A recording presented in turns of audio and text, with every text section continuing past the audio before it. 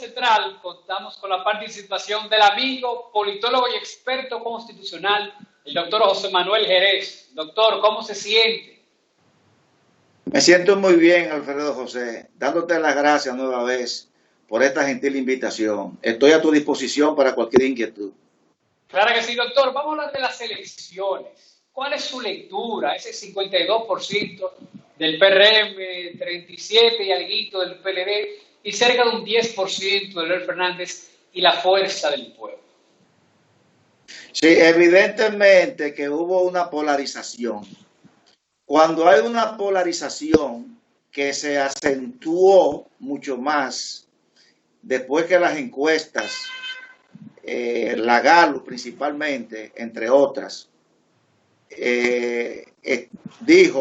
dejó ver que Luis Abinader se iba en primera vuelta con un buen porcentaje, pues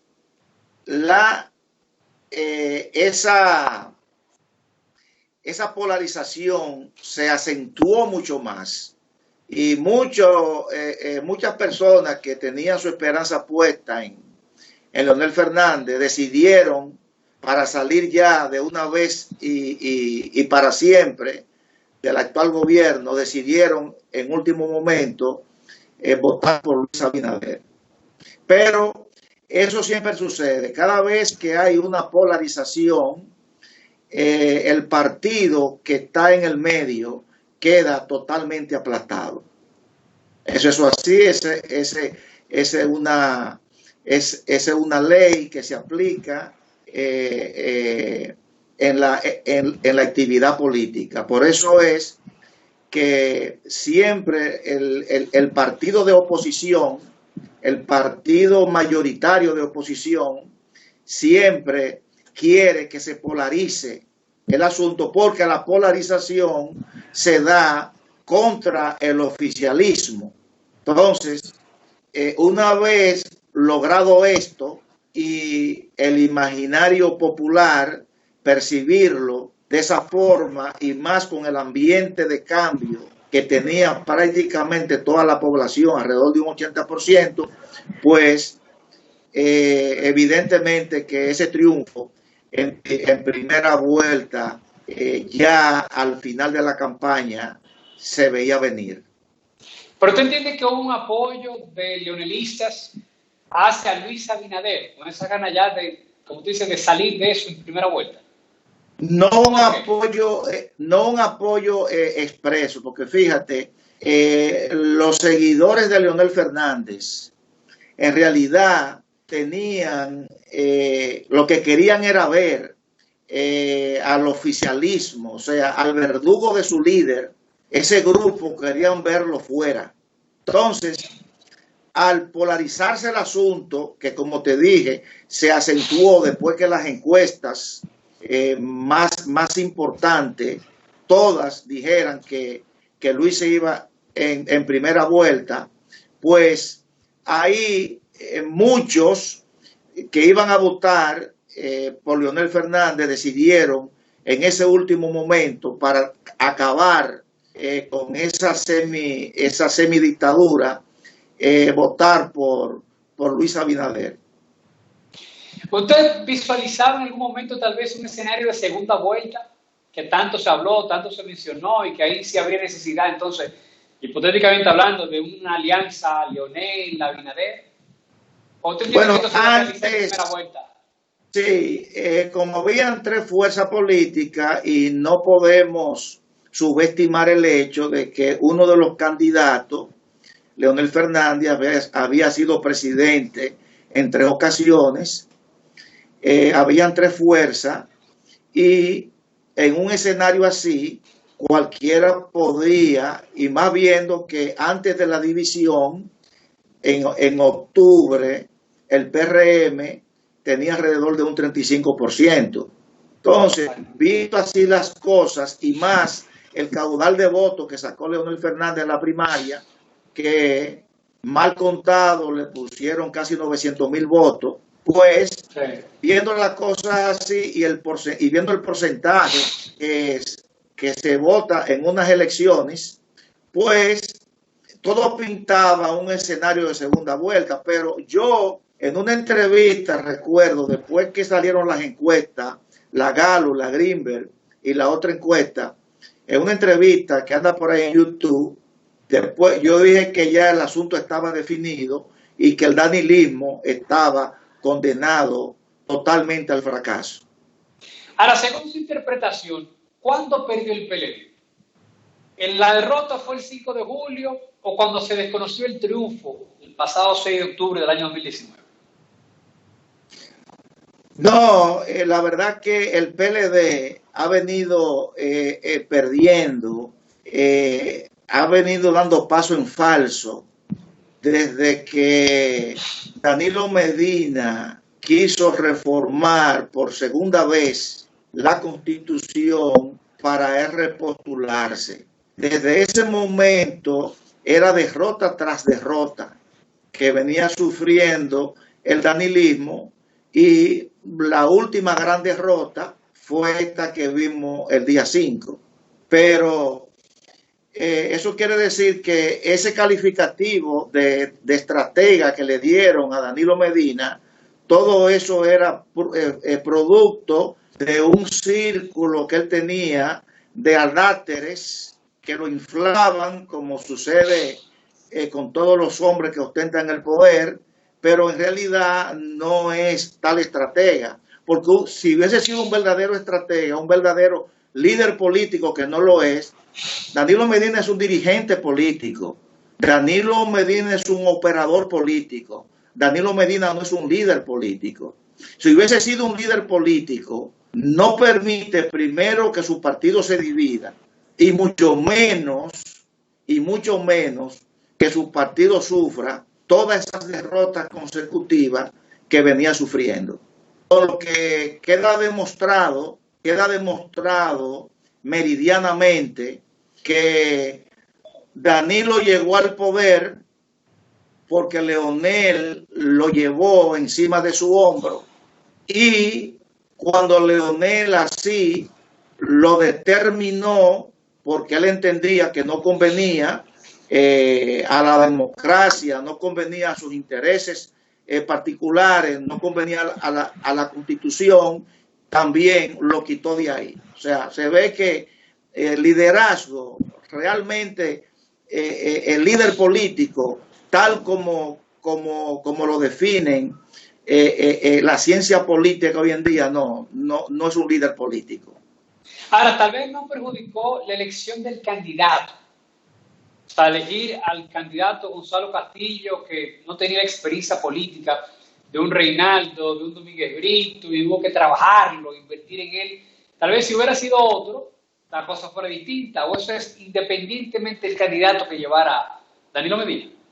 No, porque es que Gonzalo Castillo ahí no jugó ningún papel, eso era Danilo Medina. Todo el que votó, esa es la votación de Danilo Medina, inflada por más de 100,000 millones de pesos gastados en clientelismo, en una cultura política patrimonialista como la que tenemos. Ese porcentaje es de Danilo Medina, pero no el porcentaje real. Es el porcentaje de Danilo Medina en el poder, manejando a su antojo indiscriminadamente el presupuesto nacional, y donde gastó más de 120,000 millones de pesos para tratar de colocarse en primer lugar, cosa que no pudo lograrlo. Imagínate cuando tú gastas en un país como este, con tanta carencia, con tantas limitaciones, que ni siquiera esos recursos te sean útiles para tú por lo menos propiciar una segunda vuelta electoral. Ahora, se habla mucho del voto duro de los partidos. O sea, Leonel saca cerca de un 10, desprendiéndose de un partido del gobierno, que yo me encuentro mucho, o sea, muchos votos. Tú tienes un PRM, antiguo PRD, que te rondaba el 30%. Ahora, ya un PLD, como tú bien señalabas, claro, 37 estando en el gobierno. Pero fuera del gobierno, ¿Usted entiende que el voto duro del PLD se compara con el del PRM, o sea, de 30 y tantos por ciento, o eso ya se caería? No, ahora viene una recomposición. Ahora viene una recomposición de la fuerza política. Porque recuerda, muchos votaron por Gonzalo Castillo porque con Gonzalo veían garantizado su empleo, veían garantizado una serie de ingresos, una serie de negocios. Ya una vez ese grupo sale del gobierno, pues hay una recomposición, una gran mayoría de las filas del PLDismo se irán a la fuerza del pueblo y otros se irán a engrosar la fila del PRM. Y mucho más, en este caso, cuando el dirigente político de esa organización, el armador político, constitucionalmente no puede volver a la primera magistratura del Estado. Y no se vislumbra dentro de esa organización un líder que pueda aglutinar esa gran masa de seguidores. O sea, el PLD va a correr la misma suerte que corrió el PRD y que corrió el Partido Reformista. Recordemos que en el 2012 el PRD sacó alrededor de un 48% en el 2012. Hoy el PRD no llega a un 4%. Sí. Lo mismo ha sucedido con el Partido Reformista. Pues esa es la suerte que va a correr el Partido de la Liberación Dominicana. Y fuera del poder, podría hacer caso, por ejemplo, de un Danilo que se quede, digamos, como el gran arquitecto, el gran líder al interno del partido y que él pueda designar a Gonzalo. No, porque veo muchas voces, las llamadas bocinas, que están impulsando a Gonzalo desde ahí. Incluso dicen que Gonzalo sacó más votos, bueno, no es cierto, que Abinader en el 2016. Abinader tiene la primera oportunidad y gana en la segunda. Ellos dicen, a su voto, que bueno, pierde la primera con 37 y la segunda oportunidad, 24, podría ganar. No, es que esos votos fueron movidos por el presupuesto. Todos esos votos es movido por más de 120,000 millones de pesos que se pusieron a circular. En el 2016, Luis Abinader no estaba en el gobierno. Luis Abinader sacó ese porcentaje en el 2016 porque articuló un discurso con un segmento de la población que conectó con él. Pero ahora lo que sucedió fue que se utilizó de una manera aberrante el presupuesto nacional, se endeudó el país, se tiró dinero a borbotones a la calle con mira a buscar adeptos. Pero ya una vez ese grupo político fuera del poder, donde no maneje el presupuesto, donde no maneje la nómina del Estado y donde su dirigente principal no pueda volver a ser presidente, pues ahí lo que se espera es la debacle. El futuro político dominicano en términos partidarios, lo que se vislumbra es el PRM, la Fuerza del Pueblo y otras fuerzas emergentes que pueden capitalizar